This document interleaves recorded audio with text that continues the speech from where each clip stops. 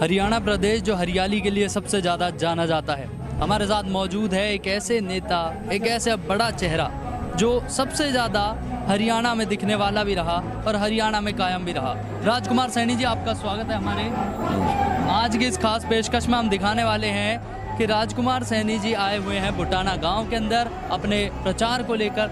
तो वहीं और भी काफ़ी सारी बातें होंगी।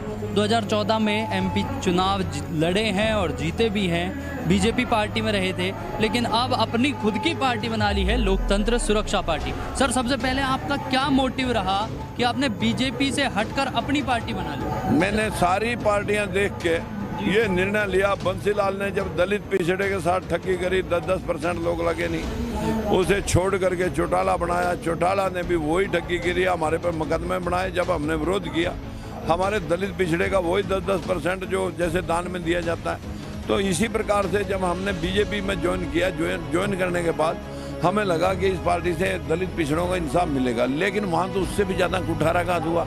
जो भूपिंदर सिंह हुड्डा ने झूठे कागज बना करके अपने लोगों को आरक्षण की लिस्ट में डाला था, महज इत्तेफाक सुप्रीम कोर्ट ने उसे खारिज कर दिया, क्यों दलितों पिछड़ों के पास पहले ही कुछ नहीं है।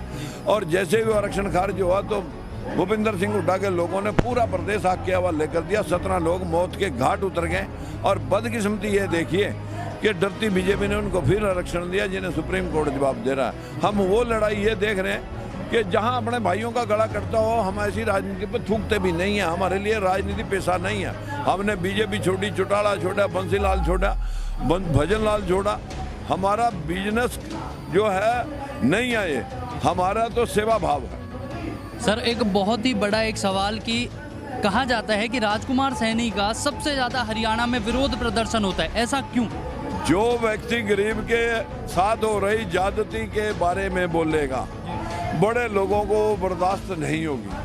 हाँ, जो आदमी किसी के मकान पे कब्जा कर ले, जब उसे छुड़वाने का प्रयास किया जाएगा तो नेचुरल है, वहाँ डंडा चलाते हैं लोग, मकान छोड़ते नहीं है, छुड़वाया जाता है। हम तो लोगों के लूटे हुए हकों को छुड़वाने के लिए इन लोगों को जागृत कर रहे हैं। इसलिए लोग विरोध कर रहे हैं कि लोगों को सच्चाई ना बताएं।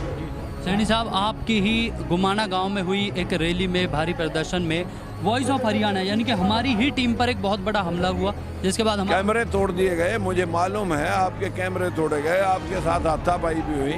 लेकिन विषय तो यही है कि आप कुछ दिखा ना सकें जो हकीकत है, हम कुछ बोल ना सकें जनता के सामने, हम कुछ उनको बता ना सकें जो वास्तविक उनके साथ लूटपाट हुई है। भेदभाव के खिलाफ अपनी जंग खून के आखिरी कतरे तक हम लड़ेंगे। क्या लगता है इस राजनीति का जो अब रुख चल चुका है, इलेक्शन जीतने के लिए लड़ रहा है कि वैसे नहीं है? तुम्हारा जी। हमारे साथ राजकुमार सैनी जी, जो कुरुक्षेत्र से एमपी भी रहे और अब अपनी खुद की पार्टी बनाकर कहीं ना कहीं बड़ौदा उपचुनाव में उतरने का काम करने वाले हैं। अब देखना ये होगा कि राजनीति किस ओर जाती है और हवा किस ओर की बहती है। अभी के लिए हमें दीजिए इजाजत। बने रहिए।